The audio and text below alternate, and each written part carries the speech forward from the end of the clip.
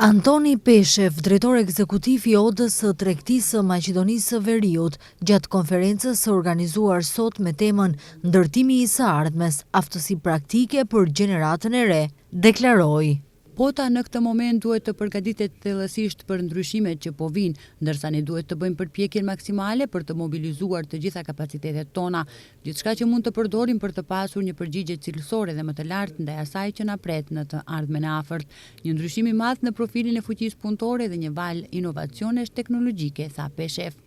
Sipas tij, në një situatë të tillë e quajtur nga ai tsunami në pritje, në Maqedoni do të jenë të nevojshme ndryshime shumë të mëdha në arsimin e lartë. Sa e dhimbshme apo jo, të duket, Maqedonisë i duhet cilësi, jo një fabrik për prodhimin e diplomave. Këtë duhet ta kuptojmë. Nëse në arsimin e mesëm, pas rreth 20 vitesh reforma arritëm që 70% e fëmijëve të regjistrohen në shkolla profesionale, ka ardhur koha që kjo të ndodhë edhe në universitete. Përndryshe do të mbetemi me diploma dhe pa punë. Ky duhet të jetë një sinjal për të gjithë ne se është koha për alarm. Shpresoj se edhe qeveria e kupton këtë segment, sepse bëhet fjalë për një reformë që deri më tani nuk e kemi pasur, theksoi Peshev. Ai gjithashtu nënvizoi ndikimin gjithnjë më të madh të inteligjencës artificiale, e cila do të diktojë profesionet dhe profilin e fuqisë punëtore, duke shtuar se duhet të tregohet kujdes në përdorimin e saj.